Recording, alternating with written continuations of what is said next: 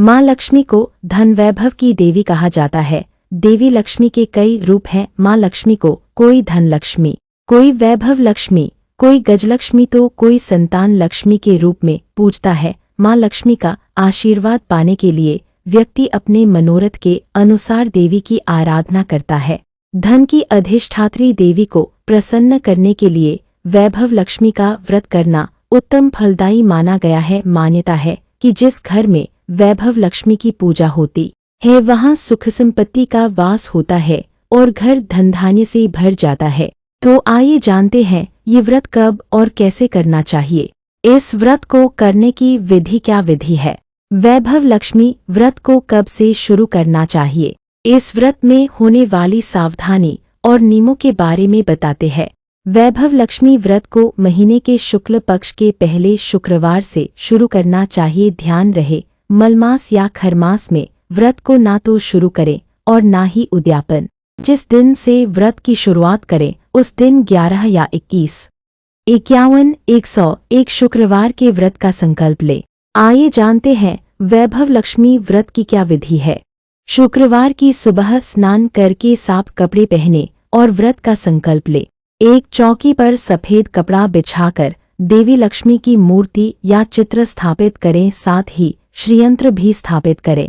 देवी के सामने मुट्ठी भर अक्षत का ढेर लगाएं और उस पर तांबे का कलश रखें जिसमें जल भरा हो। कलश के ऊपर चांदी के सिक्के या आभूषण रखें।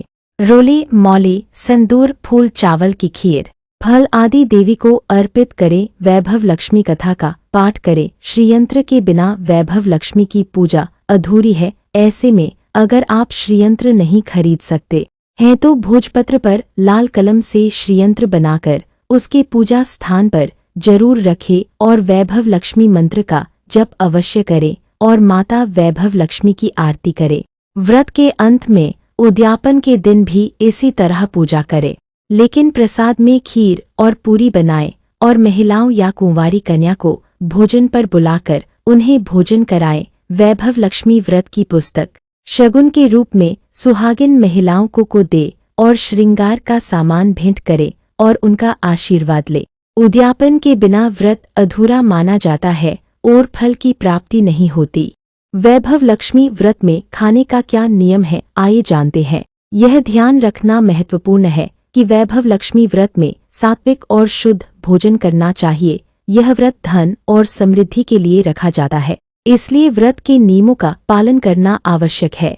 वैभव लक्ष्मी व्रत में सभी प्रकार के फल खाए जा सकते हैं। खट्टे फलों का सेवन नहीं करना चाहिए। आलू की सब्जी, कुट्टू या सिंघाड़े की सब्जी, लौकी जैसे कंद भी खाए जा सकते हैं। सिंघाड़े और कुट्टू के आटे से बनी पूड़ी या पराठे खाए। खीर, साबूदाने की खिचड़ी, सिंघाड़े की बर्फी आदि भी व्रत में खा सकते हैं। सेंधा नमक का उपयोग कर सकते हैं जो व्रत में मान्य है।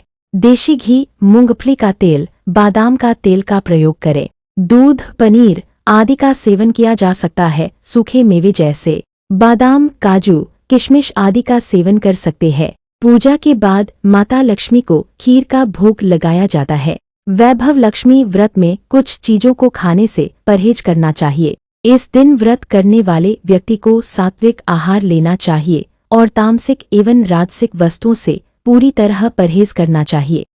यह ध्यान रखना चाहिए कि व्रत के दिन लहसुन और प्याज का सेवन वर्जित होता है। यह दोनों तामसिक प्रवृत्ति के माने जाते हैं और व्रत की पवित्रता को भंग कर सकते हैं। इसके अलावा मांस, मछली, शराब जैसे तामसिक पदार्थों का सेवन भी पूर्ण रूप से निषिद्ध है। व्रत में अनाज और नमक का सेवन भी कई बार निषेध होता है। तली भुनी चीजें, अधिक मसालेदार या बाजारू खाद्य पदार्थ जैसे चिप्स, बिस्कुट, बेकरी आइटम आदि का सेवन भी नहीं करना चाहिए क्योंकि इनमें शुद्धता की कमी हो सकती है और यह मन को चंचल बनाते हैं। व्रत के दौरान मन, वाणी और शरीर की पवित्रता भी बनाए रखना अनिवार्य होता है। क्रोध, कटु वचन और असत्य भाषण से दूर रहना चाहिए। संयमित आहार, शांतचित्त मन और देवी लक्ष्मी के प्रति श्रद्धा भाव से किया गया व्रत ही पूर्ण फलदायी होता है। वैभव लक्ष्मी का व्रत करने वालों को अपने घर में साफ सफाई का विशेष ध्यान रखना चाहिए। वैभव लक्ष्मी का व्रत करने वालों को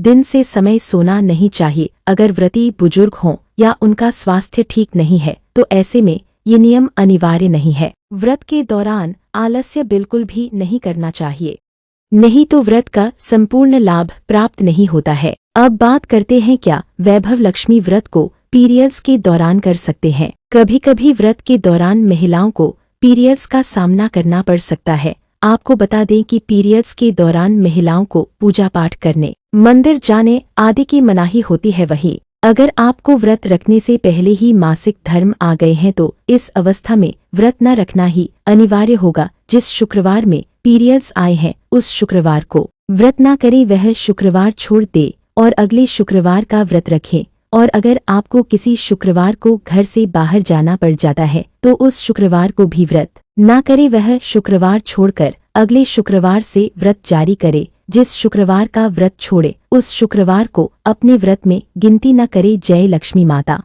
अगर आपको यह जानकारी अच्छी लगी है तो वीडियो को लाइक करे, कमेंट में जय लक्ष्मी माता लिखना न भूले। माता लक्ष्मी आपकी हर मनोकामना पूर्ण करे।